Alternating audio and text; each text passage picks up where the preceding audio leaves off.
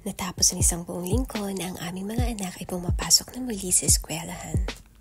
At ngayon ay may ilang araw kami na pwede namin gamitin para sa isang masaya at hindi malilimutang mga pagkakataon ng aming buhay.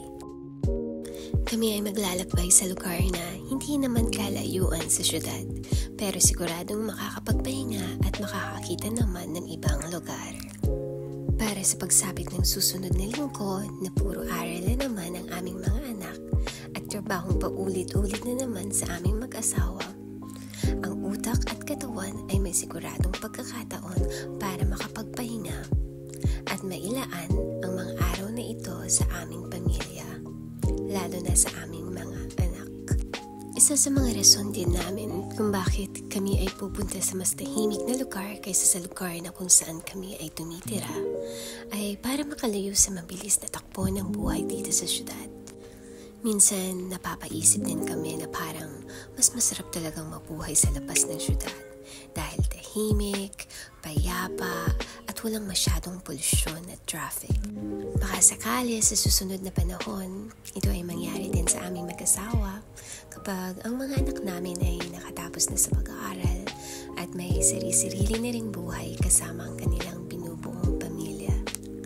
Napakasarap lang isipin ang buhay sa labas ng syudad o matatawag nating probinsya na parang walang problema, parang napakadali lang ng lahat, murang bilihin, kuryente, alam mo yung parang ang lahat ay napakadali lang lahat dalhin. Kasi kapag ikukumpara ko ngayon sa buhay na meron ako at ng pamilya ko ngayon dito sa syudad, kung saan napakabilis ng lahat, parang bigla talaga akong napapagod. Na parang gusto kong sabihin na pwede pang huminto muna ang mundo at tayo magpahinga at i-reset ang lahat-lahat para maiayon ang mga bagay-bagay. Pero hindi kaya dapat lagi lang pakatatag at tanggapin ang bawat araw ng mga darating. Ayos lang na talagang minsan ay nakakaramdam tayo ng sobrang pagod sa bilis ng mga pangyayari sa ating buhay. Tayo na may pwedeng huminto at magpahinga ng panandalian para tayo makakuha din ng karagdagang lakas para sa pagharap muli sa buhay na minsan ay talagang mabigat. Pero hindi naman laging magiging ganun. Kaya magpatuloy lang sa buhay. Hindi naman lahat ng bagay at pangyayari dito sa mundo ay pare-pareho. May panahon na tayo ay talagang nasa ibaba, minsan naman ay asa itaas, minsan malungkot at nagiging masaya din naman. Lagi lang natin isipin na walang permanente sa ating buhay, kaya ito ay atin lang harapin ng may positibong pagtanggap. Para maging madali lang ang lahat-lahat kahit pa ito'y alam nating napakahirap at wala na tayong halos makitang solusyon. Lagi lang tandaan na ang buhay ay laging may solusyon sa lahat ng bagay-bagay.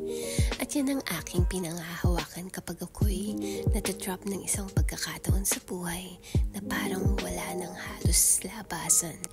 Napakasarap ng buhay kung ating iisipin. Lalo na kung meron kang laging nagiging kasangga para harapin ang lahat ng pagsubok na darating. Ang aking mga maituturing na kasangga ay kadalasan nahanap ko sa aking pamilya, kamag-anak, kaibigan, minsan nga kahit sa isang hindi mo inaasahang estranghero. Kayo ba? Sino at ano ba ang naituturing mong kasangga sa mga pagharap ng iba't ibang ganap sa iyong buhay? Ang aking pamilya na kadalasan kong kasama sa pagharap ng buhay sa araw-araw, sila ang aking naiisip sa tuwing ako'y babagsak na. Sila ang aking nakakapitan para ako'y magpakatatag sa kapit sa buhay na aking tinatahak. Hindi ako nagkamali sa pagpili ko sa buhay na meron ako ngayon. Dumating kasi ako sa parte ng buhay ko na namili kung ang pipiliin ko ba ay ang aking pangarap na magpatuloy sa pagtatrabaho sa isang kumpanyang sagana at siguradong makakapagbigay ng sinasabing self-prestige. Or ang pamilya kong nagsisimula pa lang at igugugol ko ang lahat ng oras ko para sila ay pagsilbahan. Masasabi kong the best decision ko ang pagpili ko sa paggugol ko ng oras, panahon para sa pamilyang pinili ko, lalo na sa mga anak. Dahil sila ay nagabayan namin ng mabuti at pairamdam ang pagmamahal at pag-uuruga ng isang magulang. Masasabi naming nagbunga sa aming mga anak ang lahat ng aming mga hirap at pagsasakripisyo para maitaguyod ang aming pamilya. Tayo ay may kanya-kanyang pagkakataon. Para sa aking piniling buhay, ay umayon lang talaga ang pagkakataon dahil meron akong masasabing nakukuhaan ng suporta lalo na pagdating sa pinansyal. Hindi naman ganun kasagana pero masasabi kong saktong-sakto lang. Minsan nabibitin din pero kinakaya pa rin naman. Mahirap kasi ang mga bagay-bagay sa pamilya, lalo na pagdating sa pampinansyal na pangangailangan.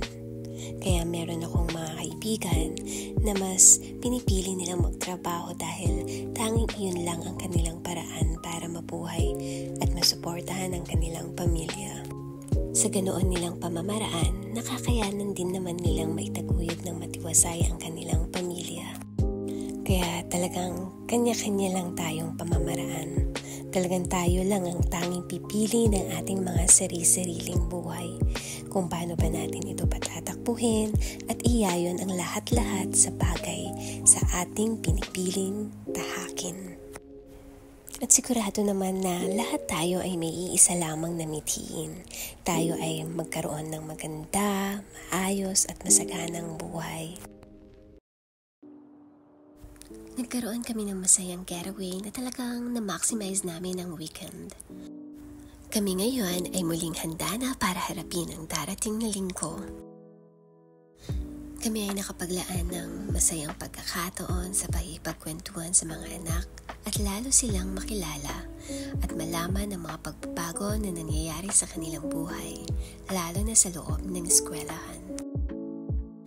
Nabigyan namin ang aming mga katawan ng pagkakataon para makapagpahinga sa lahat ng mga gawain at mailayo ang aming mga isip sa napakabilis na buhay ng siyudad.